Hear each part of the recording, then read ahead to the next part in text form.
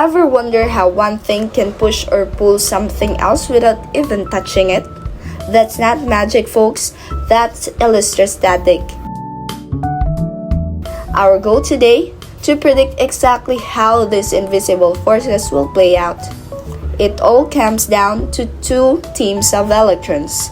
Meet the two major players in all of physics: conductors and insulators. Conductors, like metals, have free electrons. We call them the travelers. They aren't tied down to one atom, they roam freely. That means they can move instantly to where they need to go. Insulators like plastic, wood, or glass have bound electrons. They are the homebodies. They can't leave their atom, but they can stretch and jiggle a little bit. Let's run to the bumper car race. Scenario 1. A charged rod approach a neutral conductor. Because of the conductor's electrons are free, they all rush over the attractive positive charge. We call this induction. The whole block separates into a charged surface near the rod and a different charged surface far away. Our first prediction rule: when a charged object approaches a conductor, a force is always a strong attraction because the free electrons can fully separate. Scenario 2.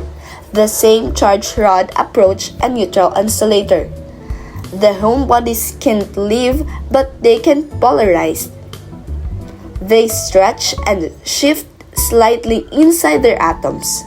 They create a little negative surface near the rod, but the object is still neutral. Second prediction rule: when a charged object approaches an insulator, the force is always a weak attraction due to this internal polarization. Here's core concept you need to predict anything. A charged object will always attract a neutral object, but the mechanism is different. Quick check. Negative balloon near a wooden cabinet. The wood is an insulator. So what happens? Polarization, which means attraction.